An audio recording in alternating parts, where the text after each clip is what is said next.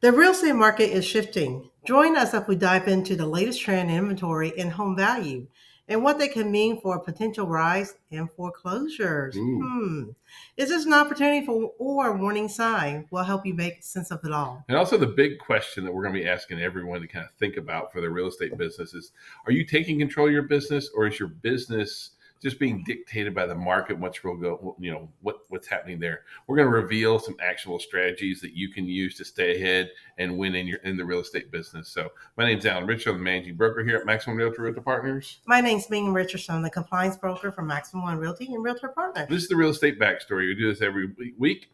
We want to kind of jump right into kind of what's happening in our marketplace. So right now, Zillow just released this past week what are the hottest markets in the United States. And Atlanta market, the Atlanta MSA, actually comes in at number 24, which sounds like, oh no, we're not in top 10. I don't mind that. We're actually kind of thankful that we are in like normal range, right? We're in that place where it's not astronomical, it's not double digit price growth, those kind of things. We're in a very healthy, safe place for our market to be right now. And so, we don't want to be top 10. We don't want to be a place where we're going to see, double digit property value appreciations and things like that. It's an affordability issue when you cross a double digit in any market. And we all know when it's double digit market, it means there's a flux. Well, in all those markets where we saw a double-digit price growth that was much higher than any other, guess what? Those are the markets that all had a shift back the other way. The pendulum swings both ways. Right, exactly. Yep. So right now, overall, our inventory is increasing, and honestly, we're very glad to see it. This year versus last year, we are sitting at about 34% more inventory now, almost a third more inventory this year than where we were last year. And so we're really glad to see that. However, if you look at us compared to, say, pre-pandemic, for example, where we at compared to that, we're still down 9%. So we haven't even reached the levels that we were, pre-COVID, pre-pandemic kind of thing. Now, you'll see a lot of markets in the U.S. that are starting to gain more inventory. Excuse me. You dying, baby. I hope not. I know, yeah. But, at one point, this past year, there was only 4 states that had returned to pre-pandemic levels. And then October was 8, and then December it was another 9. We are seeing rising inventory across the U.S. We're seeing rising inventory here in Atlanta. Even in our new construction, right? Builders have more inventories right now. Standing inventory, which is a good news for a lot of home buyers. Well, because the place where you're going to get any kind of deals done is always going to be on standing inventory kind of thing. So right now we are sitting in a good place for our buyers, right? Now, interest rates are not where we're happy with, but it's overall total inventory. We're seeing where total inventory is really, really increasing.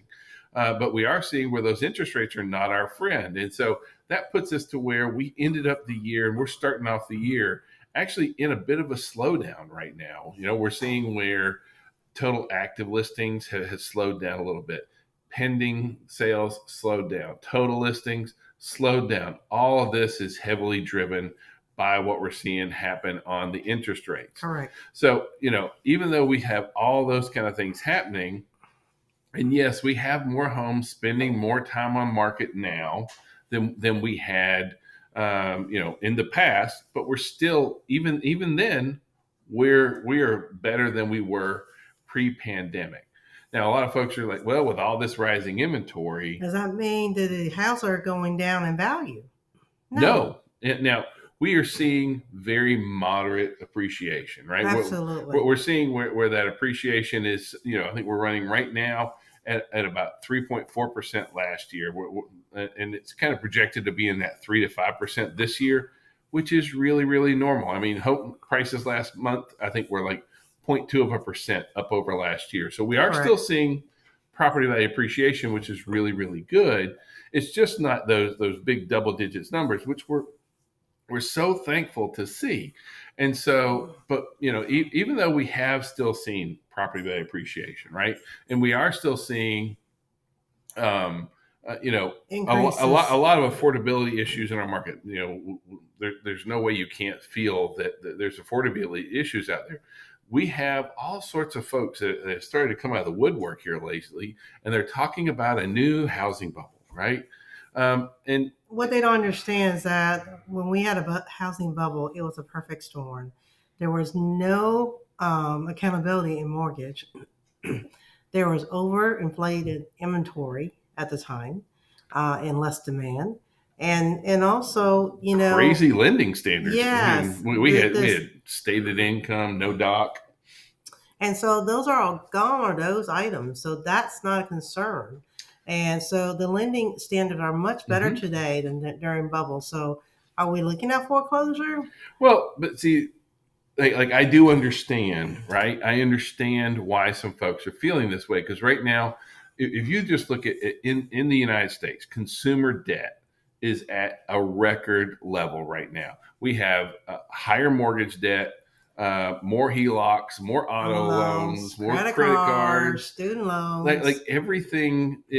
More Americans have more debt, but let's take off all those other pieces of debt, right? Or not take them off, but like let's just talk about what's happening because when you look at the total picture of how much debt is out there, the biggest piece of that is mortgage debt. Correct. And so I mean it makes up almost 70-80% of total debt But is mortgage debt. yeah, but if you consider what the debt versus the homeowner equity is, there's a big It's swing. not even close, right? So most of us have at least a third of our home in equity, Well, if not more. and right now, I mean, like if you took total debt, total mortgage debt, it's around $13 trillion. It's really hard to get your head around numbers that big.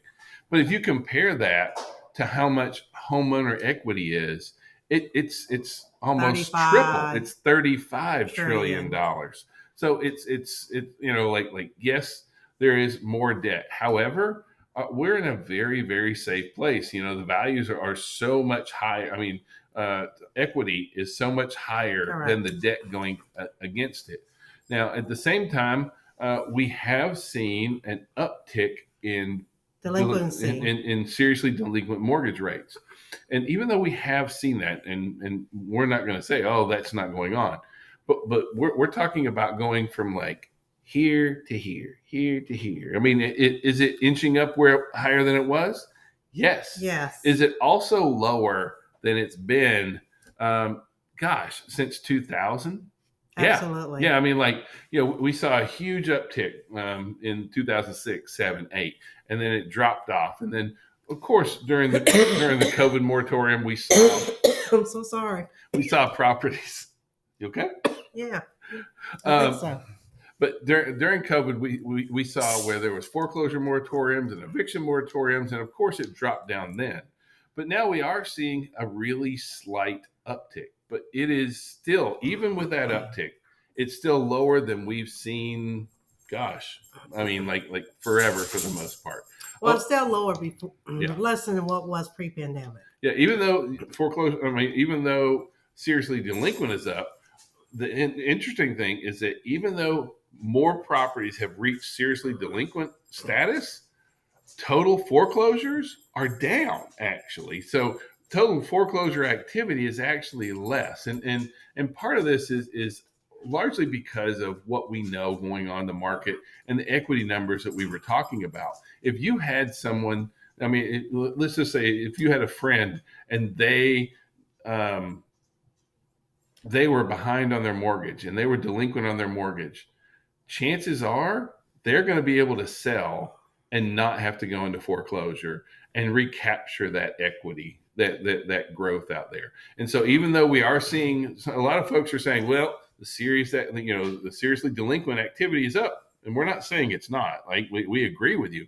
But what we're saying is that what we aren't seeing is we aren't seeing foreclosures because those folks that may have some financial or challenges in there, what we are seeing is that they are selling their homes, right? Because that's Well, where they're so cashing out much. the equity before they get to that place. Right, and that's really what the big kicker is. And so, at the end of the day, when it really comes all the way down to it, right? Are we seeing a jump in foreclosures?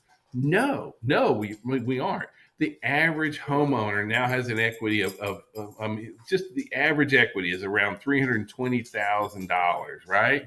And so the average homeowner could borrow on average over $200,000 against their property. And still maintain a 20% equity cushion, meaning no Yeah. PMI. I mean, just over the last 5 years, property owners have really seen just across the U.S.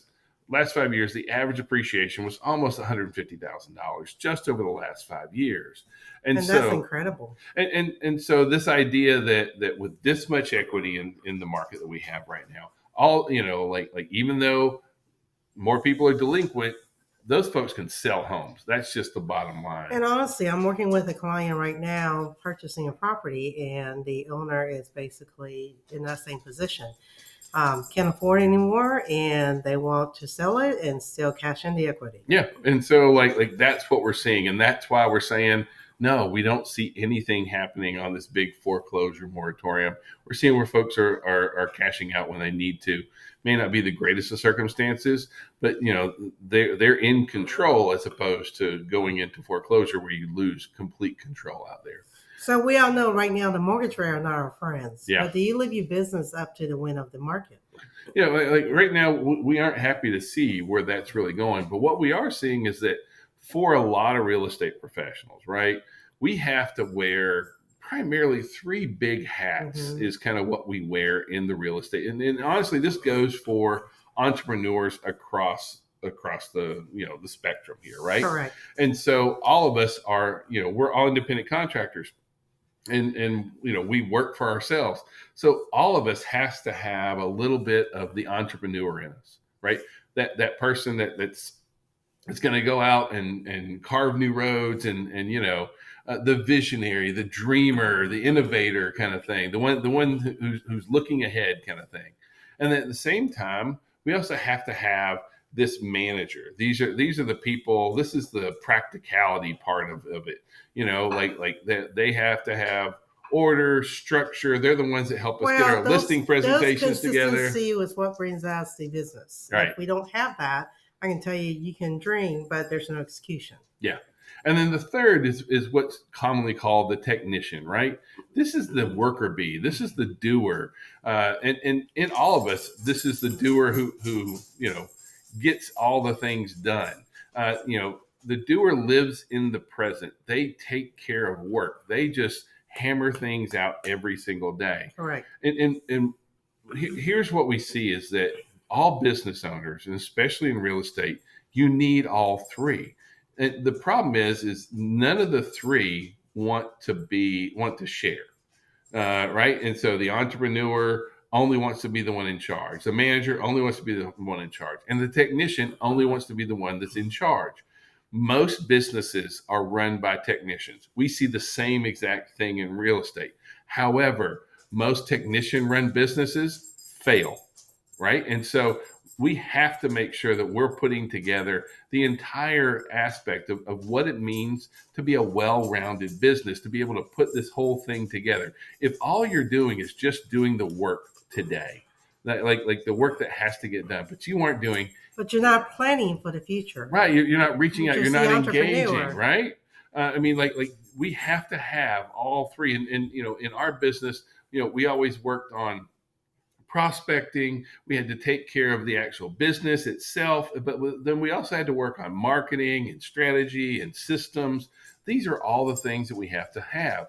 If you are not well-rounded as a business owner, you're going to struggle here. And that's really kind of what we want to talk about, is that, because there are always, the only constant we really have in real estate is change. Yeah. I mean, like the market's always going to be changing.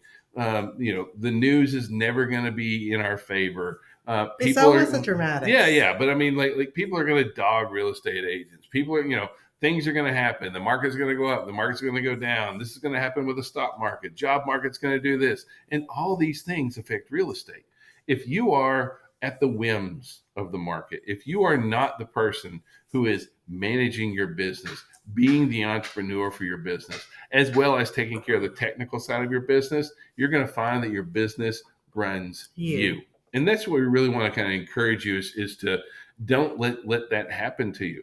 Get out, learn. We have a ton of Do CE network. classes. Come to our sales meeting. Matter Yeah. of fact, it's Tuesday of every second Tuesday of the month. So we would love to have you and teach you some of the stuff that we're learning. And if not, just be engaging in your community. It's a good time to mingle and also just learn. Yeah. So please continue watching one of the masterminds that comes on after this, or you can catch any of our live trainings. You can see our continuing education calendar at mx1training.com. Thank you and have a great day.